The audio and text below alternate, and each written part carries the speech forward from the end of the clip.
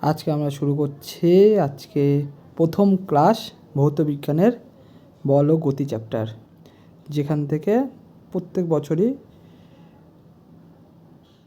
2 থেকে 3 মার্কস টেটে আসে। সিটেট এবং ইউপি টেটে, আশা করি ডব্লিউবি টেটেও এই চ্যাপ্টার থেকে 2 থেকে 3 মার্কস তোমরা দেখতে পাবে। সম্পূর্ণ চ্যাপ্টারটা, সম্পূর্ণ কোশ্চেন আনসার, সব লজিকগুলো, থিওরিগুলো সবই একটা ভিডিওতেই আমরা কমপ্লিট করছি। তো ওয়েলকাম আমাদের ইউটিউব চ্যানেল সৌভিকস ম্যাথ কোশেন্ট। আজকে আমরা শুরু করব ভৌত বিজ্ঞানের প্রথম ক্লাস, যেটা বল ও গতি চ্যাপ্টার। বল ও গতি চ্যাপ্টারে একটাই ক্লাস থাকবে, একটা ক্লাসে সম্পূর্ণ থিওরি আমরা আলোচনা করব। তো চলো শুরু করা যাক।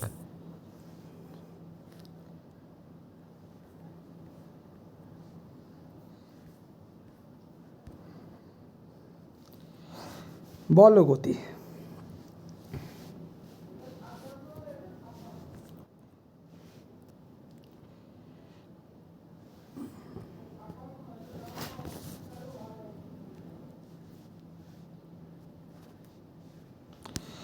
বল ও গতি, প্রথমে হবে সম্পূর্ণ থিওরি স্থিতিগতি। স্থিতি ও গতি, যেখানে স্থিতি হচ্ছে পারিপার্শ্বিকের সাপেক্ষে কোনো বস্তুর অবস্থান পরিবর্তন না হলে তাকে বলা হয় স্থিতি। আর গতি হচ্ছে পারিপার্শ্বিকের সাপেক্ষে ও সময়ের সাথে, এই জায়গাটা খুব ইম্পর্টেন্ট, সময়ের সাথে। পারিপার্শ্বিকের সাপেক্ষে সময়ের সাথে, তোমরা এটা স্থিতিদের ক্ষেত্রেও বলতে পারো যে পারিপার্শ্বিকের সাপেক্ষে সময়ের সাথে কোনো বস্তুর অবস্থান পরিবর্তন না হলে বলা হবে স্থিতি। আর পারিপার্শ্বিকের সাথে সময়ের সাথে বস্তুটির অবস্থানের পরিবর্তন হলে তাকে বলবো গতি। এবার পরম স্থিতি আর পরম গতি সম্পর্কেও আমরা জানব। পরম স্থিতি হচ্ছে মহাবিশ্বে কোনো বস্তুই পরম স্থিতিশীল বা গতিশীল নয়, সকল স্থিতি ও গতি আপেক্ষে, রিলেটিভ। মহাবিশ্বের প্রত্যেকটা বস্তুই, যদি মহাবিশ্বের সাপেক্ষে আমরা তুলনা করি, কোনো কিছুই স্থির না, আবার কোনো কিছুই চলমান না। মানে আমরা পারফেক্ট বলতে পারবো না যে এই গতিটা স্থিতিশীল, এই গতিটা গতিশীল। যদি তুমি তোমার চারপাশের দিকে ভাবো যে তোমার বন্ধু তোমার সাথে দাঁড়িয়ে আছে, কিন্তু আমি সেটাই যদি চাঁদে বসে ভাবি, তাহলে কি বন্ধুও গতিশীল দেখাবে। তেমনি এই কনসেপ্টটাকে বলা হয় আপেক্ষিক বা পরম স্থিতি ও পরম গতির কনসেপ্ট। এবার স্থিতি গতি পরে গতির প্রকারভেদ দেখব। গতির প্রকারভেদ হচ্ছে, গতির প্রকারভেদে আমরা পাবো চলন গতি। চলন গতি কি? বস্তুটি প্রতিটি কণা সমান সময়ে সমান দিকে সমান দূরত্ব অতিক্রম করে। বস্তুটি, কারণ একটা বাস যদি যায়, বাসের সামনের হেডলাইট যতটা 1 ঘন্টায় যতটা দূরত্ব অতিক্রম করবে, বাসের পেছনের টেল লাইটও কি সেম দূরত্ব অতিক্রম করবে। তাই শুরু আর বাসের তাহলে প্রত্যেকটা কণায় কী হবে, সমান সময়ে সমান দিকে সমান দূরত্ব অতিক্রম করবে। তাহলে একটা বাসের মুভমেন্টকে আমরা চলন গতি বলতে পারবো যখন মুভমেন্ট করবে। তেমনি ঘূর্ণন গতির ক্ষেত্রে কী হবে? ঘূর্ণন গতির ক্ষেত্রে স্থির অক্ষকে কেন্দ্র করে বস্তু যখন ঘুরবেন, যেমন পাখার ঘূর্ণন, তারপর হচ্ছে লাট্টু ঘূর্ণন। লাট্টু কি? একই পৃথিবীর ঘূর্ণন। পৃথিবী কী হয়, নিজের অ্যাক্সিসের চারদিকে মুভমেন্ট করে। পৃথিবীর ঘূর্ণন, এই ঘূর্ণনগুলো কি, এটা ঘূর্ণন গতির মধ্যে যাবে। তারপরে হচ্ছে বৃত্তীয় গতি। বৃত্তীয় গতিতে কী হবে, কোনো নির্দিষ্ট বিন্দুকে কেন্দ্র করে যখন করছে, যেমন পৃথিবী সূর্যের চারিদিকে, পৃথিবী নিজের দিকে, পৃথিবী দুটো গতি প্রযোজ্য করে। একটা নিজের অক্ষের চারদিকে যেটা ঘুরবে তাকে বলবো ঘূর্ণন গতি, আর সূর্যের চারিদিকে পৃথিবী যে ঘুরছে তাকে বলা হবে বৃত্তীয় গতি। তাই 2 রকমের গতি পৃথিবীর ক্ষেত্রে দেখা যায়, একটা হচ্ছে ঘূর্ণন গতি, একটা বৃত্তীয় গতি।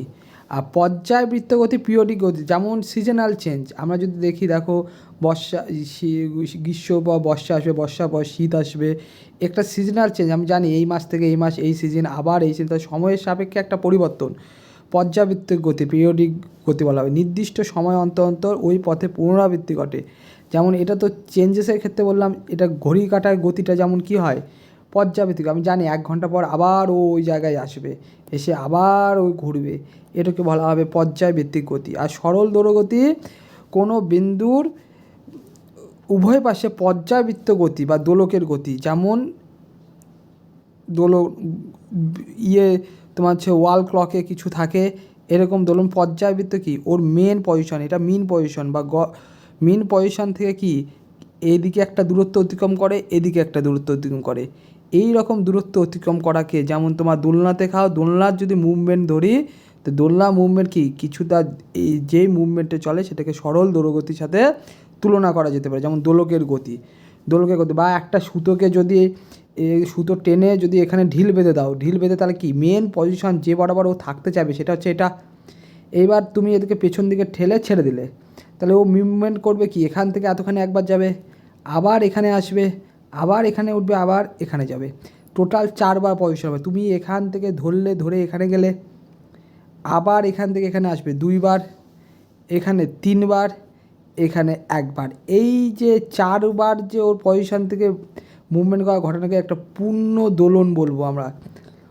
আর সরল দোলগতি এই পূর্ণ দোলনের রেসপেক্টে কাজ করে এইভাবে, যে তোমার কোনো বিন্দুর সাপেক্ষে আমি যদি এই মাঝখানের এই যে বিন্দুটা, এই বিন্দুর সাপেক্ষে এই যে দোলগতি।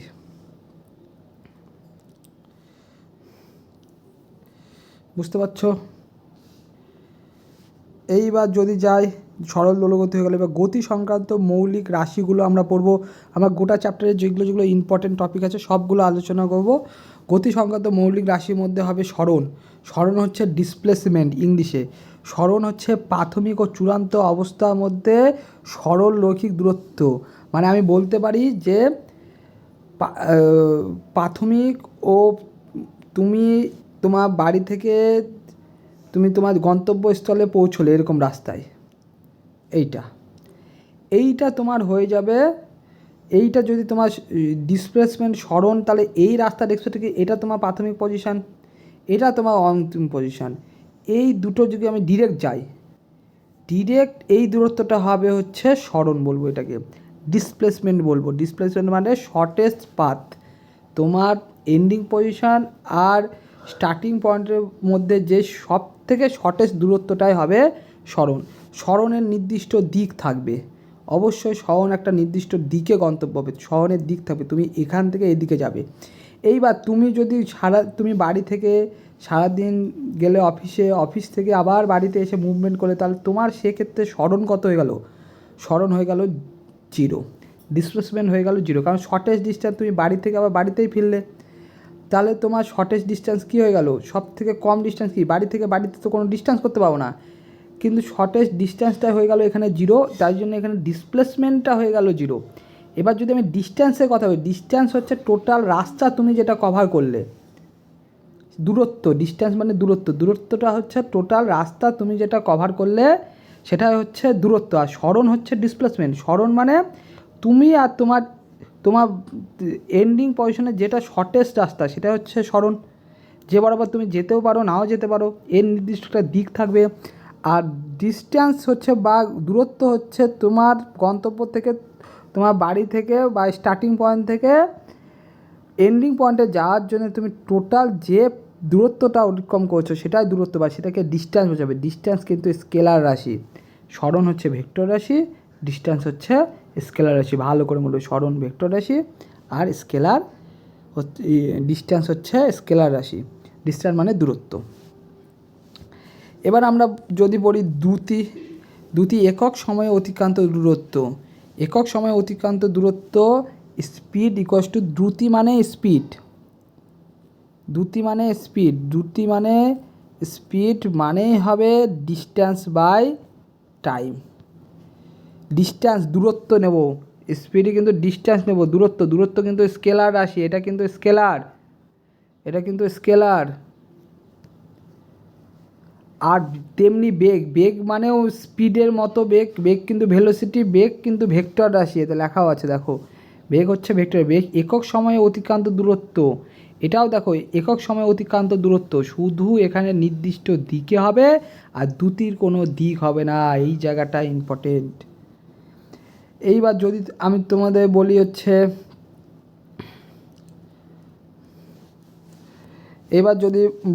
তাহলে ভেলোসিটি কী হবে? ডিসপ্লেসমেন্ট। দেখো ডিসপ্লেসমেন্টের দিক থাকে, ডিসপ্লেসমেন্ট মানে ভেক্টর রাশি, ডিসপ্লেসমেন্ট বাই টাইম, তাহলে ডিসপ্লেসমেন্ট যদি ভেক্টর হয় ভেলোসিটিও কী হবে, ভেক্টর হয়ে যাবে। তাহলে ভেলোসিটি হবে ডিসপ্লেসমেন্ট বাই টাইম, আর তোমার স্পিড যেটা হচ্ছে দ্রুতি, যেটা আমরা নর্মাল কথায় বলি গাড়ির একটা স্পিড, গাড়ি যে দূরত্ব অতিক্রম করলো ডিস্টেন্স বাই টাইম। এবার ভেলোসিটি আলাদা, এখানে ভেলোসিটি আলাদা, ভেলোসিটি হচ্ছে একটি তোমার ভেক্টর রাশি, আর দ্রুতি হচ্ছে বা স্পিড হচ্ছে একটি স্কেলার রাশি। ভেলোসিটি হচ্ছে কার অনুপাত, ডিসপ্লেসমেন্ট বাই টাইমের, দ্রুতি কার অনুপাত, ডিস্টেন্স বাই টাইমের।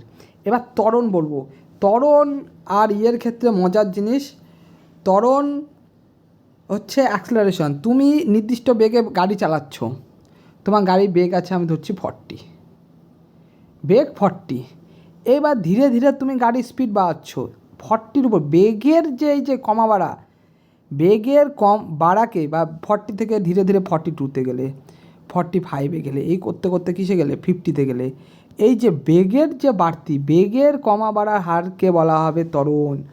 সময়ের সাপেক্ষে বেগের পরিবর্তন, আর সময়ের সাপেক্ষে তোমার হচ্ছে অতিক্রান্ত একক সময়ে অতিক্রান্ত দূরত্ব হবে তোমার স্পিড।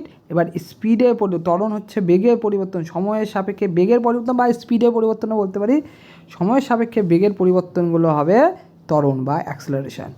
ত্বরণকে আমরা এ দিয়ে কখনো লিখি, কখনো আমরা এফ দিয়ে ডিনোট করি ত্বরণকে। ত্বরণ হচ্ছে মেন, এখানে কোশ্চিনটা হচ্ছে তোমার ত্বরণ equals to V minus U by T. V মানে হচ্ছে অন্তিম বেগ ভি, প্রাথমিক বেগ ইউ বাই টাইম, এটা হচ্ছে ত্বরণ। তোমার গাড়িতে, তুমি এখন গাড়ি চালাচ্ছ মনে করো 40-তে, হুট করে কিছুক্ষণ 5 মিনিট পরে তোমার ইয়ে কত হয়ে গেল, স্পিড হয়ে গেল 50। তা তোমার তাহলে কি ভি এর ভ্যালু কত হলো, তাহলে ভি ইকুয়ালস টু তোমার ভি ইকুয়ালস টু হলো 50 আর ইউ ইকুয়ালস টু হবে 40। তাহলে তোমার অ্যাক্সেলারেশন কত হবে, এ ইকুয়ালস টু বেগের পরিবর্তন, বেগের পরিবর্তন কত হলো 10 কিমি পার আওয়ার, কত টাইমে 5 মিনিট, 5 মিনিটকে আওয়ারে কনভার্ট করবো, তাহলে কি 1/12 আওয়ার হয়ে যাবে। তাহলে কত হয়ে যাবে, এইখান থেকে আমরা অ্যাক্সেলারেশন বের করবো মিটার পার সেকেন্ড স্কোয়ার। এইভাবে মন্দন কি, এই যে সময়ের সাপেক্ষে বেগের পরিবর্তন, বেগ যদি বাড়ে, যেমন দেখো 40 ছিল প্রাথমিক বেগ, বেড়ে হলো 50, বেগটা বাড়ছে, এটাকে আমরা বলবো ত্বরণ। সিমিলারলি তখন যখন তুমি গাড়ির ব্রেক চাপবে, গাড়ির বেগ কি ধীরে ধীরে কমবে, গাড়ির বেগ কমবে। গাড়ি চালাচ্ছ মনে করে যে তোমার গেল কত, ও 40 থেকে 50, তো এখন হুট করে সামনে কিছু হচ্ছে, গাড়ির বেগ তার 50 থেকে কমে চলে আসলো কত, 50 থেকে কমে চলে আসলো তোমার গাড়ি একদম মনে করো 20। এই যে বেগের যে কমার ইয়েটা, এটাকেই বলবো আমরা হচ্ছে মন্দন। বেগের কমার হারটাকে বলা হবে মন্দন। দেখো সময়ের সাপেক্ষে বেগের হ্রাসের তাকে বলা হয় মন্দন। আর কিছু গুরুত্বপূর্ণ এই যে সমীকরণগুলো, এই সমীকরণগুলো প্রচণ্ড ইম্পর্টেন্ট, এই সমীকরণগুলো দেখতে হবে। এই সমীকরণগুলো দারুণ ইম্পর্টেন্ট সমীকরণগুলো হচ্ছে তোমার গতির সমীকরণ। ভি মানে অন্তিম বেগ, v equals to you plus f t বা এ টি। এ মানে ত্বরণ, ত্বরণ বি মানে কি প্রাথমিক বেগ, তার সাথে ত্বরণ মানে কী হারে বাড়াচ্ছ, কত টাইম ধরে বাড়িয়েছো, সেটাই হয়ে যাবে কি ভি অন্তিম বেগ হয়ে যাবে। V equals to you plus A T, আমরা প্রত্যেকটা ম্যাথ করবো। এস মানে এখানে distance, S equals to U T plus half F T square, U T plus half F T square.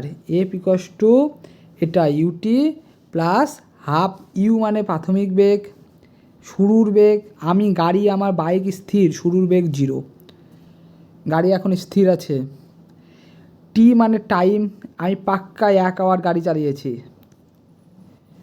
তারপরে হচ্ছে এ মানে ত্বরণ, ত্বরণ গাড়ির বেগ আমি 5 মিটার পার সেকেন্ড স্কোয়ারে বাড়িয়েছি। আর তোমার হচ্ছে টি হচ্ছে টাইম, টি পেয়ে গেছি। এবার 1 আওয়ারকে দেখো আমার এটা মিটার পার সেকেন্ডে আছে, একেও সেকেন্ডে কনভার্ট করতে হবে, বা 1 মিনিট ধরবো না, আমি ধরলাম 30 মিনিট। 30 মিনিটস মানে সেকেন্ডে করলে কত হবে 1800। তাহলে টোটাল ডিস্টেন্স আমি কত কভার করবো, এস ইকুয়াস টু এই ফর্মুলায় যদি আমরা ফেলে দিই গোটা কনসেপ্টটা, S equals to U zero, তাহলে ইউটি জিরো হয়ে যাবে, তাহলে হাফ এর ভ্যালু কত, এর ভ্যালু তো 5 আর টি স্কোয়ার বসিয়ে দেবো, বসিয়ে দিলে আমাদের ম্যাথ হয়ে যাবে। এবার V square equals to U square plus 2s এর ইউ প্রাথমিক বেগ, ভি চূড়ান্ত বেগ, এ হচ্ছে ত্বরণ, টি সময় আর এস সরণ। প্রত্যেকটা কিছু কিছু আমরা ম্যাথ করব। তারপরে আসবে আমাদের নিউটনের সূত্র। নিউটনের 3টে সূত্র। প্রথম সূত্র তোমরা সবাই জানো, প্রথম গতিসূত্র কি, বাহ্যিক কোনো বল প্রয়োগ না করলে স্থির বস্তু চিরকাল স্থির থাকবে আর গতিশীল বস্তু সমবেগে চলতে থাকবে। এটা বলের সংজ্ঞা বা জাড্য। এখান থেকে জাড্য, কোনো বস্তু স্থির থাকা প্রবণতাকে আমরা জাড্য বলি। এখান থেকে বলের সংজ্ঞা আর জাড্য পাওয়া যায়। দ্বিতীয় গতিসূত্র হচ্ছে ভরবেগের পরিবর্তনের হার প্রযুক্ত বলের সমানুপাতিক। কোনো বস্তু F equals to M A, তোমরা জানো এম মানে বস্তুর ভর, এ হচ্ছে ত্বরণ, বস্তুর ভরবেগের পরিবর্তনের হারই হবে বস্তুর উপর বল, তোমার হচ্ছে বলের পরিমাপ। এটা বস্তুর ভরবেগের পরিবর্তনের হার। তৃতীয় গতিসূত্র কি, প্রত্যেক ক্রিয়ারই সমান ও বিপরীত কি প্রতিক্রিয়া থাকে। এবার ভরবেগ, ভর ও বেগের গুণফলকে ভরবেগ বলা হয়। ভরবেগকে পি দিয়ে ডিনোট করা হয়। ভরবেগ এম ইন্টু ভি, এম ভর আর ভি হচ্ছে গতিবেগ, ভরবেগ। একক প্রচণ্ড ইম্পর্টেন্ট, একক হবে এটাকে এসআই একক কেজি।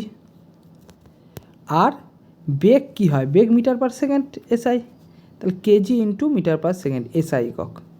আর এটা যদি তোমার হচ্ছে সিজিএস এককে করি, কেজিকে কেজি গ্রাম ইন্টু মিটারটা হয়ে যাবে সেমি পার সেকেন্ড। এবার বলের ঘাত ও ঘাত বল।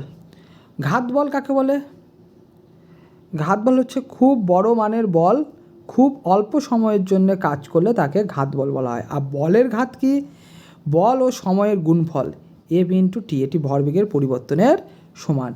তাহলে এই দুটো কনসেপ্ট ভালো করে দেবে। ঘাত বল কিছু না, খুব বড় মানে বল, হাতুড়ি দিয়ে আমি যদি লোহাকে যখন পেটানো হয়, হাতুড়ি দিয়ে খুব কামার খুব কি গায়ের যত জোর আছে তত জোর হাতুড়িতে লাগবে। তাহলে একটা উচ্চ মানের বল হাতুড়িতে কি সেকেন্ডের উপরে কোনো লোহার উপরে পড়বে, গরম লোহার উপরে।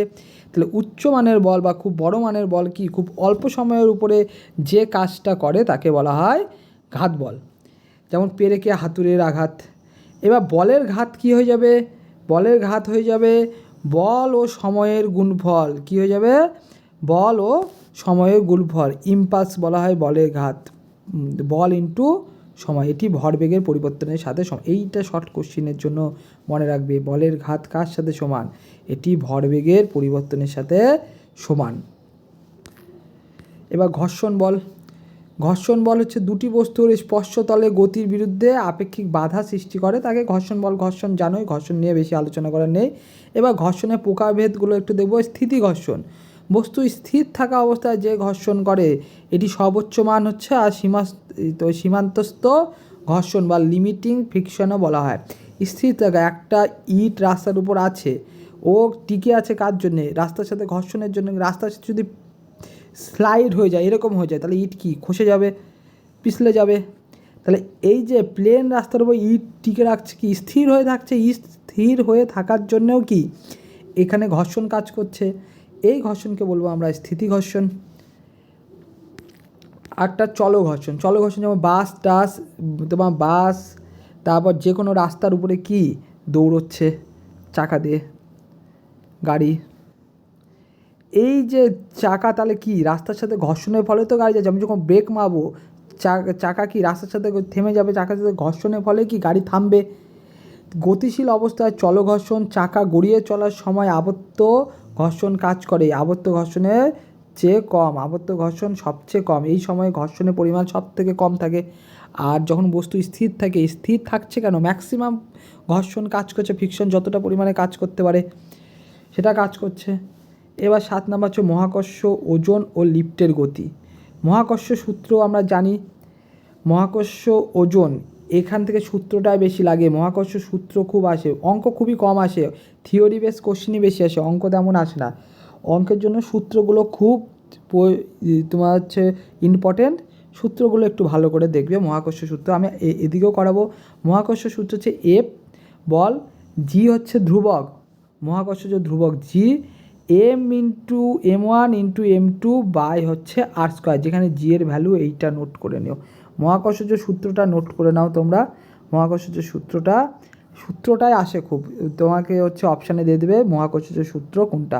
এবার ওজন জানো, ওজন কী হয়ে যায়, ওয়েট হচ্ছে মাস ইন্টু গ্র্যাভিটি। ওয়েট কী হয়ে যাবে, মাস ইন্টু গ্র্যাভিটি, পৃথিবীর আকর্ষণ বল ওয়েট। এবার লিফটে ত্বরণের উপরে উঠলে ওয়েট কী হবে, বৃদ্ধি পাবে। তোমার যদি নাগরদোলায় চলো, ও যখন নাগরদোলা উপরে উঠবে ওয়েট কি বৃদ্ধি পাবে, তোমার সিটের সাথে একটু কামড়ে থাকবে, কিছু মনে হবে না, কোনো কিছু ফিল হবে না। কিন্তু ওজন বৃদ্ধি পায়, কেমন ওজন বৃদ্ধি পায়, তাহলে ওয়েট ইকুয়ালস টু হবে এম তোমার যেটা মাস, জি আর যে ত্বরণে যে স্পিডে তোমরা উপরে উঠছো সেটা হচ্ছে এ। লিফটের ত্বরণে নিচে নামলে, এবার লিফটের ত্বরণে নিচে মানে নাগরদোলা থেকে যখন নিচে নামছে তখন কি ওজন হ্রাস পায়, তোমার মনে হবে কি তুমি আকাশে উঠছো, নাগরদোলার সিট নিচে চলে যাচ্ছে তাড়াতাড়ি বেশি, তোমার থেকে আগে সিট চলে যাচ্ছে, ফিলিংস এরকমই হয়। কারণ কি, এই যে সেই ক্ষেত্রে তোমার অ্যাকচুয়াল বডি ওয়েট কত হবে, তোমার বডির মাস গ্র্যাভিটি থেকে যে ত্বরণটা, গ্র্যাভিটিটা নিচে টানছে আর যে ত্বরণে নামছো সেখানে এটা কী হবে, মাইনাস হয়ে যাবে, ত্বরণ মাইনাস হয়ে যাবে। লিফটের তার ছিঁড়ে নিচে পড়ে গেলে তোমার কি হবে, শূন্যে ভাসবে মনে হবে, W=0 ফিল হবে। একে বলে ভারহীনতা, ভালো করে দেখবে ভারহীনতা। W=0 কখন হয়, লিফটের তার ছিঁড়ে গেলে যখন আমরা ওয়েটটা পাই। কারণ এই ক্ষেত্রে তোমার এই নামার ত্বরণ, গ্র্যাভিটি নিজের গ্র্যাভিটির ত্বরণ আর পৃথিবীর ত্বরণ আর তোমার ত্বরণ সেম হয়ে যাবে, তখন গ্র্যাভিটি কি পৃথিবীর নিজের গ্র্যাভিটির দ্বারাই তোমাকে তখন টানবে, অবাধশীল বস্তুর মতো পড়বে, কোনো বাধা নেই। তাহলে A=G হয়ে যাবে। তাহলে ফর্মুলাতে A= যদি G হয়ে যায়, তাহলে A=G হয়ে গেলে কী হয়ে যাবে, G মাইনাস জি কী হয়ে যাবে, 0 হয়ে যাবে। এখানে এই ফর্মুলা যদি ফেলি তাহলে কী হবে, 0 হয়ে যাবে। 0 হয়ে গেলে ওয়েট কী হয়ে যাবে, 0 হয়ে যাবে। এইবার পরের কনসেপ্টে যাই, বৃত্তীয় গতি আর অভিকেন্দ্র, বৃত্তীয় গতি ও বল। এবার অভিকেন্দ্র বল আর অপকেন্দ্র বল। এখানে অভিকেন্দ্র বল অপকেন্দ্র বল আমরা সবাই জানি। অভিকেন্দ্র বল কি, বৃত্তাকার পথে ঘুরতে কেন্দ্রের দিকে প্রয়োজনীয় বল। তুমি যদি একটা হাতে সুতো বেঁধে, এরকম হাতে সুতো বেঁধে একটা ইটের পাথর এরকম করে ঘোরাচ্ছ, তাহলে এই যে সুতোর উপরে একটা টান লাগবে, যে টানে তুমিও ধরে আছো, তোমার হাতের আঙ্গুলেও টান লাগবে, যে টানে এটা কি ঘুরছে এদিকে, এইটাকে বলা হবে, কি বলা হবে, এই যে তোমার তাহলে কি বস্তুটা ভেতরের দিকে একটা টান কাজ করছে, এই টানকেই বলবো আমরা অভিকেন্দ্র বল। কি বলবো, অভিকেন্দ্র বল। এই টানকেই বলবো আমরা অভিকেন্দ্র বল। আর অপকেন্দ্র বল বলবো কাকে, বৃত্তাকার পথে ঘুরে বাইরের দিকে অনুভূত হওয়ার জন্য। এবার বস্তুটা কি চাইবে, বাইরের দিকে ছিঁড়ে যেতে চাইবে। অলওয়েজ বস্তুটা তুমি যদি এরকম করে বৃত্তাকার পথে কোনো বস্তুকে ঘোরাও, ও যখন এই পজিশনে আছে ও তখন এই দিকে যেতে চাইবে, এই পজিশনে ও যদি থাকে ও এই দিকে চলে যাবে। এই যে বাইরে যাওয়ার প্রবণতাকে বলবো আমরা অপকেন্দ্র বল। আর যেই কেন্দ্রের দিকে যে একটা টান কাজ করবে যার জন্য ও ঘুরবে, সেটাকে আমরা বলবো অভিকেন্দ্র বল। এইবার আমাদের পুরো টপিক শেষ। অপকেন্দ্র বল, অভিকেন্দ্র বল, লিফটে ওজন, লিফট থেকে তার ছিঁড়ে ফেলে কি ভারহীনতা, মহাকর্ষ সূত্র, এমনি ওয়েট, চলঘর্ষণ, আবর্ত ঘর্ষণ, ঘর্ষণ বল, স্থিতি ঘর্ষণ, চ্যাপ্টার সম্বন্ধে যা যা মোটামুটি থিওরি তোমাদের জানানো দরকার সবটাই আছে। তৃতীয় গতিসূত্র। এইবার এই গোটা টপিকের উপরে আমরা কয়টা কোশ্চেন আলোচনা করব, একটু দেখে নাও সব থিওরিগুলো, একটু আমি করছি ধীরে ধীরে, একটু দেখে নাও। দ্যুতি, বেগ, ত্বরণ, মন্দন প্রত্যেকটা। তারপরে হচ্ছে গতি সংক্রান্ত মৌলিক স্মরণ ভেক্টর রাশি, তেমনি দূরত্ব হবে, ডিস্ট্যান্স হবে কি স্কেলার রাশি। তারপর ঘূর্ণন গতি, গতি প্রকারভেদ।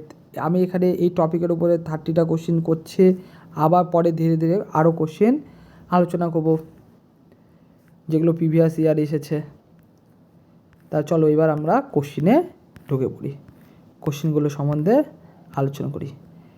গুরুত্বপূর্ণ 30টা কোশ্চেন, প্র্যাকটিস কোশ্চেন। চলো আমি এখান থেকে ধরছি। বলের পরিমাপ নিউটনের কোন গতিসূত্র থেকে পাওয়া যায়? বলের পরিমাপ নিউটনের কোন গতিসূত্র থেকে পাওয়া যায়? প্রথম গতিসূত্র, দ্বিতীয় গতিসূত্র। আমরা তখনই বললাম দ্বিতীয় গতিসূত্র থেকে কি পাওয়া যায়? নিউটনের দ্বিতীয় গতিসূত্র কোথায় গেল? নিউটনের দ্বিতীয় গতিসূত্র আমরা এখানেই বলেছিলাম যে পাওয়া যায় বলের পরিমাপ প্রথম গতি থেকে পাওয়া যায়, প্রথম গতিসূত্র থেকে পাওয়া যায় বলের সংজ্ঞা ও জাড্য ধর্ম। তাহলে এইটা হবে কত? এইটা হবে আমাদের বি নাম্বার, দ্বিতীয় গতিসূত্র। বলের পরিমাপ নিউটনের কোন গতিসূত্র থেকে পাওয়া যায়? দ্বিতীয় গতিসূত্র থেকে পাওয়া যায়। তেমনি ত্বরণের এসআই একক কি? ত্বরণের এসআই একক হচ্ছে ত্বরণ মানে হচ্ছে বেগের পরিবর্তন, সময় সাপেক্ষে বেগের পরিবর্তন। বেগের এসআই একক কি? Metre per second.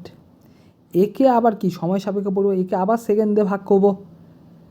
Metre per second যদি বেগের হয়, সময় সাপেক্ষে বেগ হচ্ছে মিটার পার সেকেন্ড, একে আবার সেকেন্ডে যদি ভাগ করি তাহলে কী হয়ে যাবে? মিটার পার সেকেন্ড স্কোয়ার হয়ে যাবে।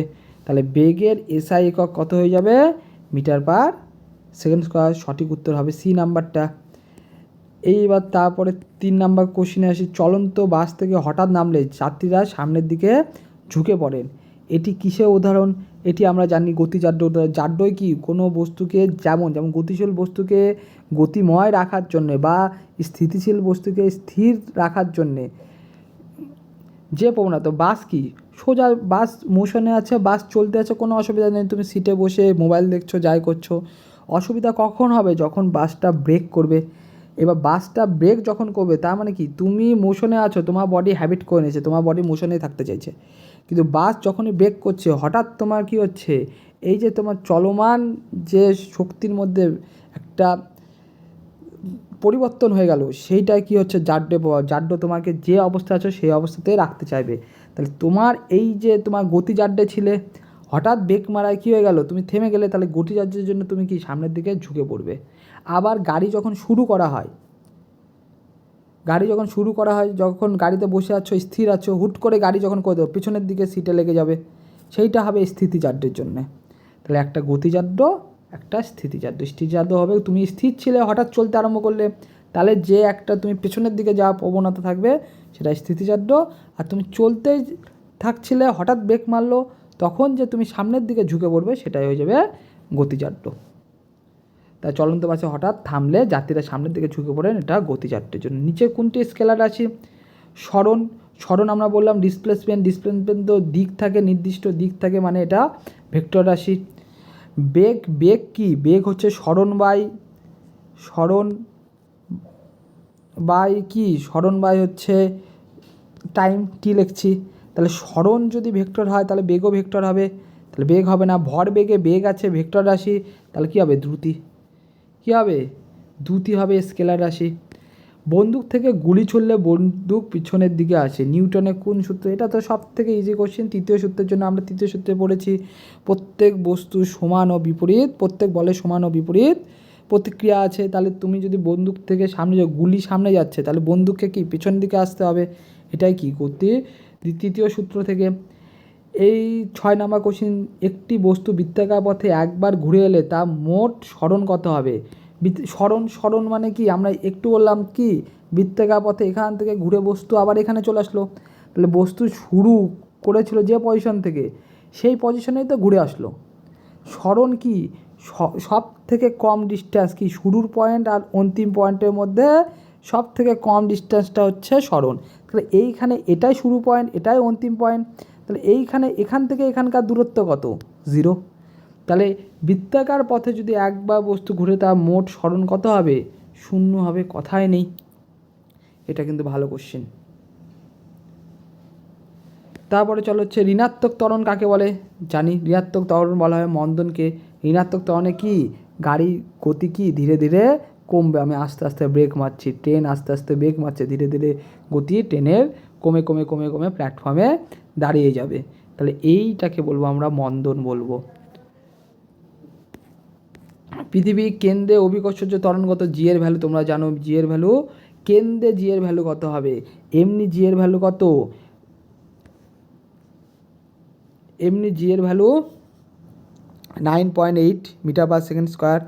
আর কেন্দ্রে জি এর ভ্যালু কত হবে? কেন্দ্রে হবে কিন্তু G0। পৃথিবীর কেন্দ্রে যে বস্তুটা থাকবে সেই বস্তুকে আর তো পৃথিবী তার কেন্দ্রের দিকে টানবে না। অভিকর্ষজ ত্বরণ কাকে বলে? কোনো বস্তুকে পৃথিবী তার কেন্দ্রের দিকে যে বলে টানে তাকে বলা হয় অভিকর্ষজ ত্বরণ। কিন্তু যে বস্তুটা কেন্দ্রেই আছে তাকে তো আর পৃথিবী টানতে পারবে না, তাহলে ওর ক্ষেত্রে অভিকর্ষজ ত্বরণ কত হয়ে যাবে? ওর ক্ষেত্রে অভিকর্ষজ ত্বরণ হয়ে যাবে 0। তাহলে হবে অ্যান্সার বি। এবার F=ma সমীকরণে নিউটনের কোন গতিসূত্র থেকে পাওয়া যায়? আমরা F=ma আমরা বললাম নিউটনের দ্বিতীয় গতিসূত্র থেকে, কারণ প্রথম গতিসূত্র দ্বিতীয় গতিসূত্র থেকে, প্রথম গতিসূত্র থেকে বলের সংজ্ঞা পাওয়া যায়, আর দ্বিতীয় গতিসূত্র থেকে আমরা পাই m=fa।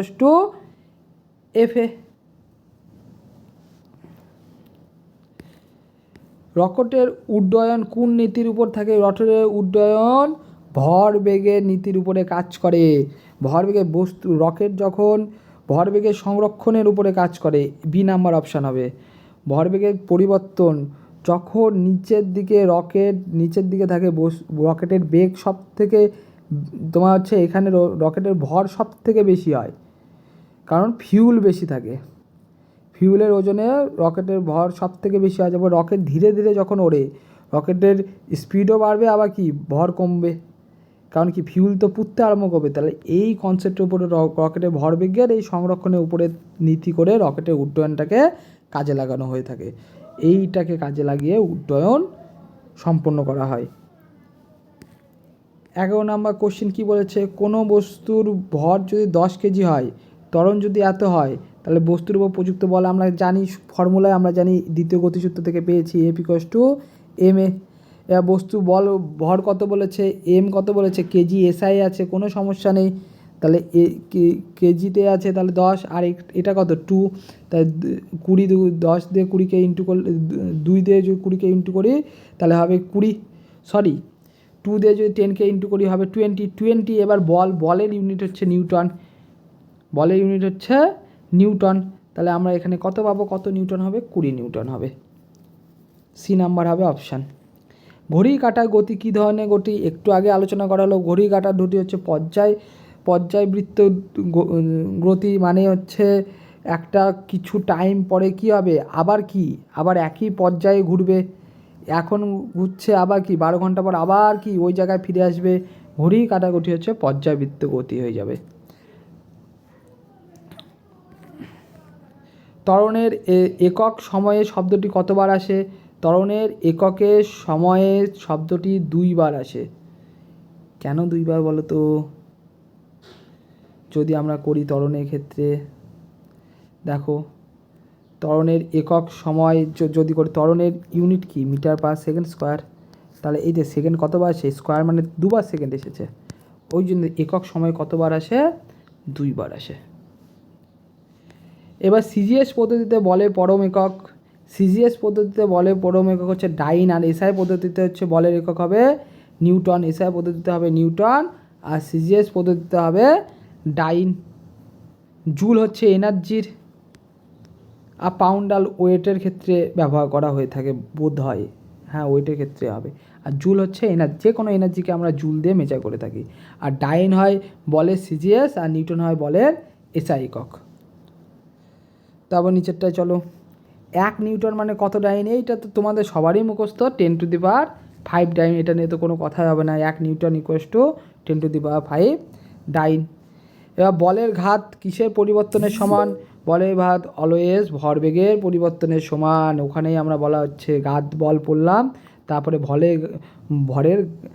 বলের ঘাত পড়লাম, ইম্পালস অফ ফোর্স, এটা অলওয়েজ ভরবেগের পরিবর্তনের সাথে সমান হয়। তারপরে ক্রিকেট ক্যাচ নেওয়ার সময় খেলোয়াড়দের হাত পিছিয়ে নেন কেন?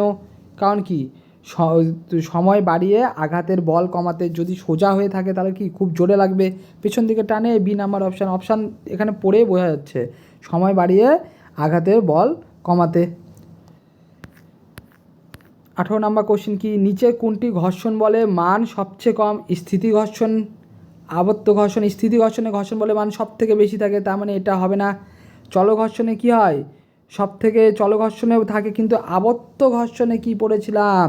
সঠিক নাম্বার সি, আবর্ত ঘর্ষণে কিন্তু ঘর্ষণ বলের মান সবচেয়ে কম হয়।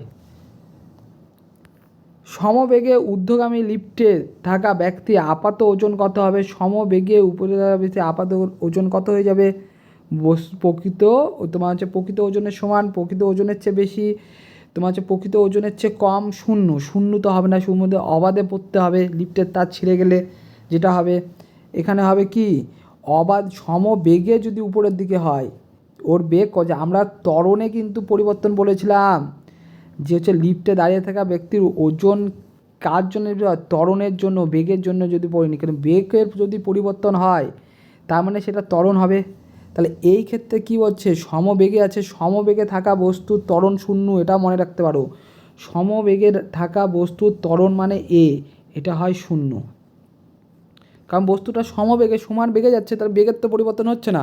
আমি 60-এ গাড়ি চালাচ্ছি, আমি 60-এই গাড়ি চালাচ্ছি, আমি 62-তে যাইনি।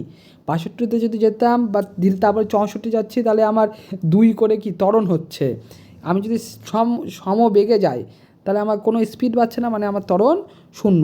এবার ত্বরণ যদি শূন্য হয়ে যায় তার মানে বস্তুর নিজের ওজনটাই কী হবে, তার লিফটে তার ওজন হবে প্রকৃত ওজনের সমান হয়ে যাবে। এ নাম্বার অপশান হবে। লিফট ছিঁড়ে পড়লে অবাধে নিচে পড়লে বস্তুর ওজন কেমন অনুভূত হয়? শূন্য, ভারী। একটু আগে বললাম। দুধ থেকে মাখন পৃথক করার যন্ত্র কোন কাজের উপর কাজ করে? অপকেন্দ্রী বল। আমি কি এখানে ঘুরিয়ে ঘুরিয়ে ঘুরিয়ে ঘুরিয়ে দুধ থেকে মাখন বের করা হয়, এটা অপকেন্দ্রী, তোমার হচ্ছে অপকেন্দ্র বলের জন্য কাজ করে। এটা ইম্পর্টেন্ট কোশ্চেন, ভালো করে দেখবে। এবার সর্বজনীন মহাকর্ষ ধ্রুবক জি এর এসআই একক কি? জি এর এসআই একক newton metre square per KG square, মনে রাখবা। জি মহাকর্ষীয় ধ্রুবক newton metre square per KG square. স্পর্শতলে স্থিতাবস্থায় ঘর্ষণের সর্বোচ্চ মানকে কি বলে?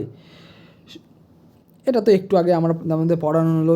স্পর্শতলে যখন স্পর্শ করে থাকবে তখন সেটাকে কি সীমান্তস্থ ঘর্ষণ বলবো, চল ঘর্ষণ বলবো না, সংকট ঘর্ষণ না, প্রবাহী ঘর্ষণ না, সীমান্তস্থ ঘর্ষণ আমরা বলে থাকি। যখন স্পর্শতলে স্থিতি অবস্থায় সর্বোচ্চ মানকে বলবো।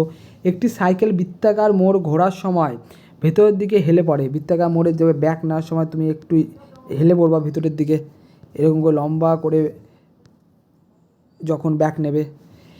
এটার জন্য কি হয়? প্রয়োজনীয় অভিকেন্দ্র বল। কারণ কি আমরা জানি এই ভেতর দিকে একটা টান কাজ করবে, সেটাকে কি বলবো আমরা? প্রয়োজনীয় অভিকেন্দ্র বল পেতে না পেলে কি আমি ছিটকে চলে যাব। যখন স্পিড যদি খুব বেশি হয়, অভিকেন্দ্র বল কি হচ্ছে, তোমায় ধরে রাখতে পারবে না, তুমি তখন কি করবে? এরকম সোজা বেরিয়ে যাবে। পেরেকে হাতুড়ি দিয়ে আঘাত করা কিসের উদাহরণ? ঘাত বলে উদাহরণ। ক্রিয়ার সাথে প্রতিক্রিয়ার মধ্যে, এইটা ভালো করে দেখো, ক্রিয়ার সাথে প্রতিক্রিয়ার মধ্যে কত ডিগ্রি কাজ করে? একদম বিপরীতমুখী। ক্রিয়া যদি এদিকে হয়, প্রতিক্রিয়া এদিকে হবে, তার মানে 180 ডিগ্রি। সমবেগে চলন্ত গাড়ির ত্বরণ কি? সমবেগে চলন্ত কি কোনো বেগ বাড়বে না, তাহলে কী হবে? শূন্য হবে। একটু আগে এটা নিয়ে আলোচনা করা হলো। তারপরে 28 নম্বর, কোনো বস্তুর ওজন পৃথিবীর কোথায় সবথেকে বেশি হয়? কোনো বস্তুর ওজন পৃথিবীর মেরু অঞ্চলে, কেন্দ্রে হবে 0। মেরু অঞ্চলে কি বস্তুর ওজন সবথেকে বেশি হবে, কারণ কেন্দ্রে গ্র্যাভিটি 0 হয়ে যায়, তাহলে কেন্দ্রে এমজি কী হয়ে যাবে? 0 হয়ে যাবে। আর মেরু অঞ্চলে কী হবে? ওজন সবথেকে বেশি হবে। তাহলে বস্তুর ওজন কোথায় সবচেয়ে বেশি হয়? বি নাম্বার অপশান, মেরু অঞ্চলে। অবাধে পতনশীল বস্তুর ক্ষেত্রে নিউটনের কোন সূত্র খাটে? নিউটনের দ্বিতীয় সূত্র, মহাকর্ষ সূত্র, দ্বিতীয় সূত্র, দুটো সূত্র খাটে। মহাকর্ষ সূত্র প্রথম ও দ্বিতীয় সূত্রটা। ভরবেগের মাত্রা কত হবে? আমাদের লাস্ট কোশ্চেন। ভরবেগের মাত্রা হচ্ছে ভরবেগ m/l/2। ভরবেগ হচ্ছে m/v, ভালো করে বোঝো। ভর ইন্টু বেগ। m কত? m হচ্ছে মাস, m দিয়ে লেখা হয়। v মানে কি? l/t। তাহলে m ইকুয়ালস টু কী হয়? m ইন্টু কী হবে? m into l into T, উপরে গেলে ইনভার্স। তাহলে হচ্ছে আমাদের কি হয়ে যাবে? যে হচ্ছে ভরবেগের হচ্ছে যে mass into velocity, mass m, আর ভেলোসিটি কি? l/t, টি উপরে গেলে ইনভার্স। তাহলে কী হবে? Mass into l into inverse, মানে আমাদের অপশান যাবে এ নাম্বার, ml/t - 1। কমপ্লিট। এগুলো আমরা চ্যাপ্টার ওয়াইজ কিছু করলাম। আমাদের আজকে বলগতি সম্পন্ন হলো। আমরা নেক্সট দিন সম্পূর্ণ করবো এর পরের একটা চ্যাপ্টার।